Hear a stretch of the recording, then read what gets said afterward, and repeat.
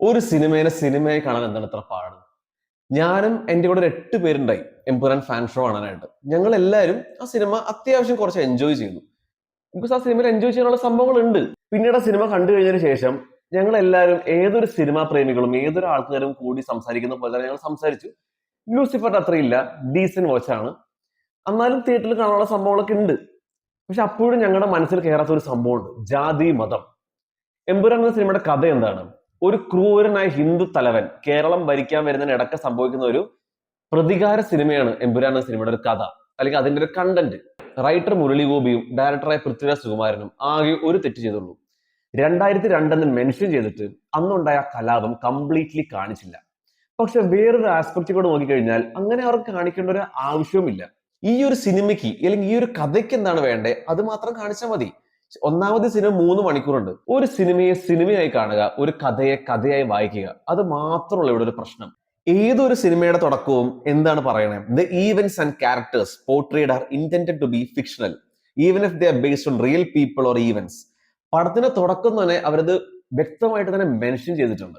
ഒരു സിനിമയും ഒരു കഥയും അതെല്ലാം ഒരു റൈറ്ററിന്റെയും ആ ഒരു ക്രിയേറ്റേഴ്സിന്റെയും ഫ്രീഡം അല്ലെങ്കിൽ സ്വാതന്ത്ര്യമാണ്.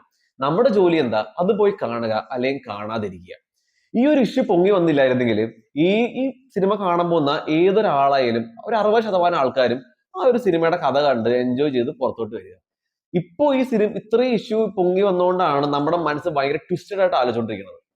അറിയാത്തവർക്ക് വേണമെങ്കിൽ ഞാൻ അന്നുണ്ടായ കഥ വേണമെങ്കിൽ പറഞ്ഞുതരാം. സബർമതി എക്സ്പ്രസ് എന്ന ട്രെയിൻ ഗോദ്ര എന്ന ടൗണിൽ ഗുജറാത്തിൽ നിർത്തുകയാണ്. അപ്പൊ ആ ഒരു സ്റ്റേഷനിൽ കുറച്ച് ചായ കുടിക്കുന്ന ആൾക്കാരും അവിടുത്തെ ഹിന്ദു ആക്ടിവിസ്റ്റുകളും തമ്മിൽ ഒരു പ്രശ്നം ഉണ്ടാകുന്നുണ്ട്, വാക്ക് തർക്കം. ആ വാക്ക് തർക്കം പിന്നെ വലിയൊരു കലാപമായി മാറുകയാണ്. ആ ഒരു നിമിഷം പയ്യെ പയ്യെ ആ ട്രെയിൻ വിട്ട് പോവുകയാണ്. പക്ഷെ അതിനിടയ്ക്ക് ചെയിൻ ആര് വലിച്ച് ആ ഒരു ട്രെയിൻ നിർത്തുന്നത് ഒരു മുസ്ലിം നെയ്ബർഹുഡിലാണ്. ആ ഒരു ഇഷ്യൂ, നേരത്തെ ഉണ്ടായ ഇഷ്യൂ, അത് ഈ ഏരിയ വരെ അറിയപ്പെടുകയാണ്.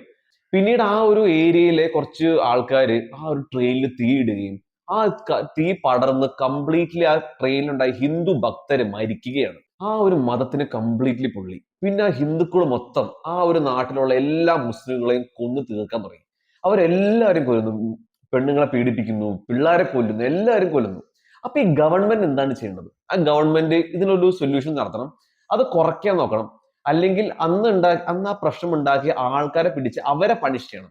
പക്ഷെ ഇതൊന്നും ചെയ്യാണ്ട് അന്നത്തെ ആ ഗവൺമെന്റ് എന്ത് ചെയ്തു? ഈ ഒരു പ്രതികാരത്തിന് കൂട്ടുനിന്ന് കൂടുതൽ കൊല്ലാൻ എല്ലാവരും നിർദ്ദേശിച്ചു. ഇതാണ് ഗുജറാത്ത് 2002 നടന്ന ആ ഒരു കലാപം. ഈ ഒരു എമ്പുരാൻ എന്ന സിനിമയെ പൊളിറ്റിക്കൽ ഇത്രയും ഹൈ ആക്കിയത് ഈ ഒരു ഇഷ്യൂ ആണ്. മുസ്ലിമുകളെ തീവ്രവാദിയാക്കി എത്ര സിനിമകളുണ്ട്, കുറെ ഇന്ത്യൻ സിനിമകളുണ്ട്. അതും വിവാദമായെങ്കിലും ഇത്രയും വലിയ ഇഷ്യൂ ഉണ്ടായില്ല. കേരള സ്റ്റോർ എന്ന സിനിമ എന്നിട്ട് പോലും നല്ല കോടികളാണ് വാരിക്കൂട്ടിയത്, കോടികൾ. എന്നിട്ട് നല്ല പുഷ്പം പോലെ തന്നെ ZEE5 ഇപ്പോൾ സ്ട്രീമിംഗ് ആണ്. അതേപോലെ ക്രിസ്ത്യാനികളെ കളിയാക്കിയ സിനിമയുണ്ട്, ഹിന്ദുക്കളെ കളിയാക്കുന്ന സിനിമകളും ഉണ്ട്. ഇത്രയും കാലം ഉണ്ടാകാത്ത പ്രശ്നം എന്തുകൊണ്ടാണ് എമ്പുരാൻ എന്ന സിനിമയ്ക്ക് വേണ്ടി മാത്രം ഉണ്ടായത്? ഹിന്ദുസിനെ വില്ലന്മാരാക്കി കാണിച്ചതാണ് മെയിൻ പ്രശ്നമായത്. എത്ര പ്രൊപ്പഗാണ്ട സിനിമകൾ വന്നിട്ടുണ്ട്. എന്റെ ഒരു അഭിപ്രായത്തിൽ ഇത്രയും കാലം ഉണ്ടാത്ത പ്രശ്നം ഈ സിനിമയ്ക്ക് വേണ്ട എന്ന് തന്നെയാണ്. അതിന്റെ ഇടയ്ക്ക് വേറൊരു പ്രശ്നം, മേജറായി വന്ന് പറയുകയാണ് മോഹൻലാൽ സിനിമ കണ്ടിട്ടില്ല. അതെങ്ങനെ ശരിയാവും? ഇത്രയും വലിയൊരു കംപ്ലീറ്റ് ആക്ടർ, ഇത്രയും വലിയൊരു സൂപ്പർ സ്റ്റാർ ഈ സിനിമ കണ്ടില്ല എന്ന് പറയുന്നത് തന്നെ മണ്ടത്തരാ. പൃഥ്വിരാജ് തന്നെ കുറെ ഇന്റർവ്യൂവിൽ പറഞ്ഞിട്ടുണ്ട്, 6 മണിക്കൂർ സമയമെടുത്തു മോഹൻലാലിനോട് കഥ പറയാം, അതും ദുബായിൽ. മോഹൻലാൽ പറഞ്ഞു മോഹൻലാൽ ഈ സിനിമ കണ്ടിട്ടുണ്ടെന്ന്. ശരിയാണ്, ചിലപ്പോൾ ആ ടീമിന് പൊളിറ്റിക്കലി ഭയങ്കര പ്രഷർ കിട്ടുന്നുണ്ടാവും. എന്നാലും എന്റെ അഭിപ്രായം മോഹൻലാൽ മാപ്പ് പറഞ്ഞ് പോസ്റ്റ് ഇടണ്ടായിരുന്നു എന്ന് തന്നെയാണ്. ആ ഒരു എമ്പുരാൻ ടീം മൊത്തം ഒന്നിച്ച് നിന്ന് ആ ഒരു പ്രഷർ വിസ്റ്റാൻഡ് ചെയ്ത് ആ ഒരു സെൻസർ വേണ്ടാന്ന് വെച്ച് ഒറ്റക്കെട്ടായി നിന്നായിരുന്നെങ്കിൽ കേരളത്തിന് തന്നെ അഭിമാനമായേനെ. ഇപ്പൊ CM പോലും അത്രയും സപ്പോർട്ടാണ് സിനിമയ്ക്ക് കിട്ടുന്നത്. CM പോലും ആ പടം കണ്ട് സപ്പോർട്ട് ചെയ്തിരിക്കുകയാണ്. പണ്ട് മെർസൽ എന്ന സിനിമയില് ക്ലൈമാക്സിൽ വിജയ് ഒരു അടിപൊളി ഡയലോഗ് പറഞ്ഞ് എല്ലാവരെയും വിറപ്പിച്ചായിരുന്നു. അന്ന് ആ സീൻ കീറിക്കളയാൻ കുറെ പേര് നോക്കിയെങ്കിലും വിജയും ആ ടീമും എല്ലാരും പുച്ഛിച്ചു. അങ്ങനെ വേണം ഈ സിനിമയിലും ചെയ്യേണ്ടിയിരുന്നത്. എന്ത് വന്നാലും എമ്പുരാൻ ടീമിലൂടെ ഞങ്ങൾ എല്ലാവരും ഉണ്ട്, ഭയക്കണ്ട. L3 ഉണ്ടാവാതിരിക്കാനുള്ള തടസ്സമാവാതിരിക്കട്ടെ ഈ ഒരു പ്രശ്നം. ഇനി കാണാൻ പോകുന്നവരോട് ആകെ ഒരു കാര്യം പറയാനുള്ളൂ: എമ്പുരാൻ എന്ന സിനിമ ഒരു mainstream big budget masala സിനിമയായി തന്നെ കാണാൻ പോവുക.